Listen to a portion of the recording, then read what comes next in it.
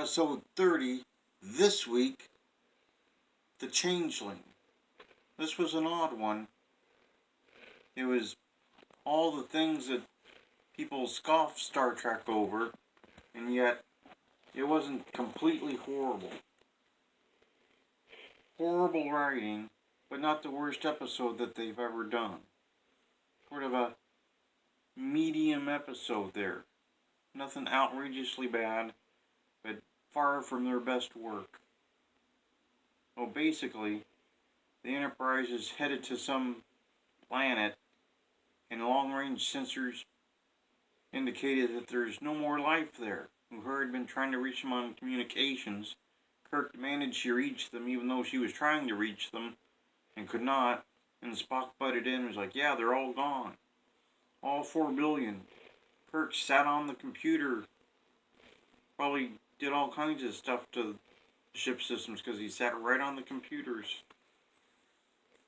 Spock didn't chastise him for that, but he's like, yeah, they're gone.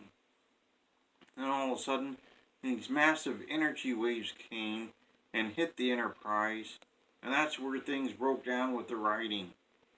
Because Mr. Spock reported that they were hit with a wave of energy that was equal to 90 photon torpedoes.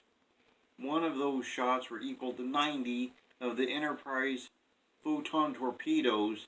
And then Mr. Spock said they could withstand 3 such hits before the shields would collapse.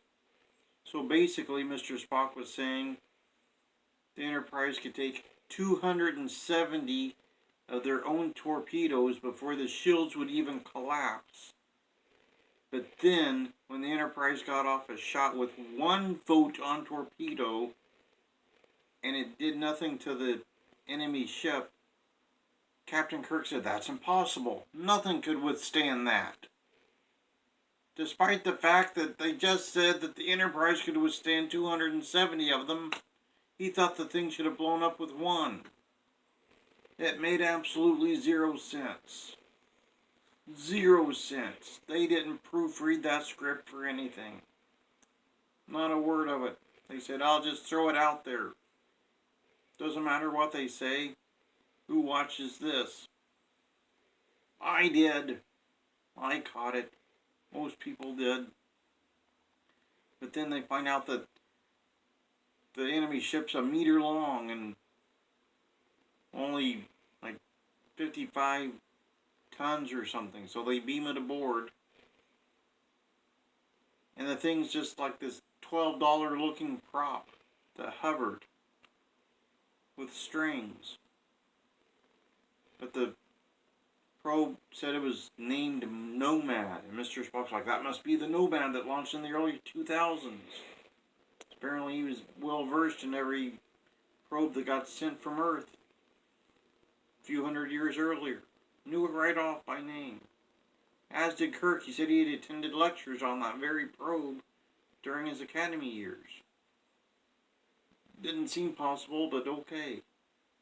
This is when they sort of combine what eventually would become Star Trek the Motion Picture with what would eventually become the Borg in the Next Generation, because the probe had been damaged and an alien technology merged with it and rewrote its programming.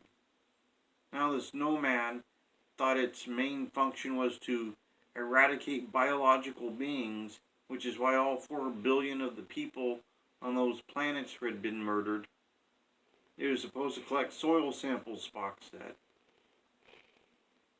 He was mistaken.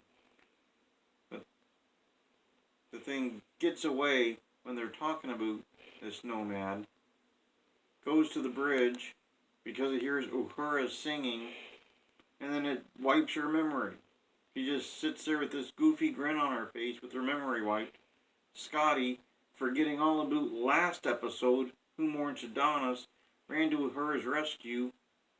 It shot him with the bolt of lightning, and he died. He was dead. Scotty was dead. After several minutes, it says, oh, I can repair that. So McCoy's like, get all the tapes on the biological functions and let the thing fix Scotty, which it did. And they found out that the thing thought Kirk was its creator, Kirk kept referring to himself as its mother. Throughout the episode, multiple times, Kirk would refer to himself as Nomad's mother. Uhura, they said, had more damage to her, but her memory is wiped. It couldn't do anything for a wiped memory, apparently. So she had to learn everything all over again, which took a week, they said. She was in college level reading within hours. I don't think that's how that works, but that's what they said. Mr. Spock tries a Vulcan mind meld with the thing, which made no sense because it had no mind. It's a computer. It was a computer, but Spock mind melded with it. And then it was affected. Kirk had to break him away to shake him out of it.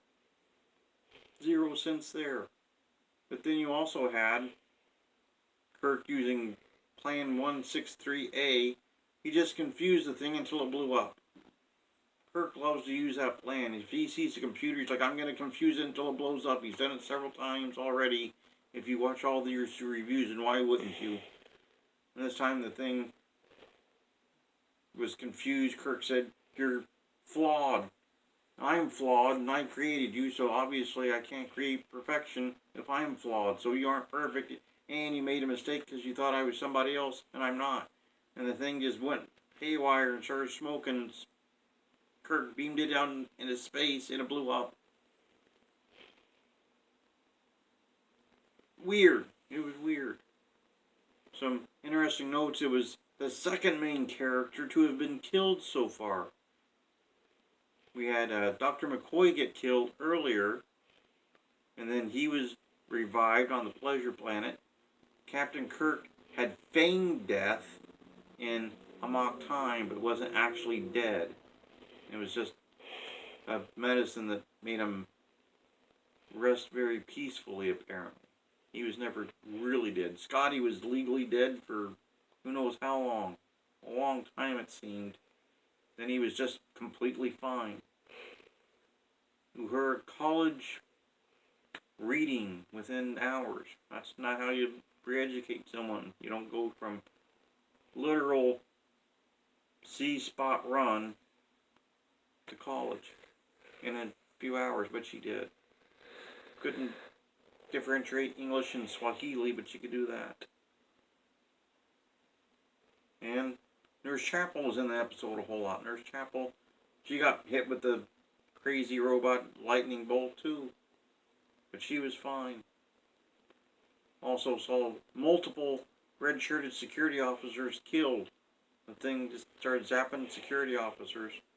That's where the term red shirt took off, although several color uniform officers were killed during the course of the series. Several that died in this one all wore red shirts. They were security. Pretty much that's what happened.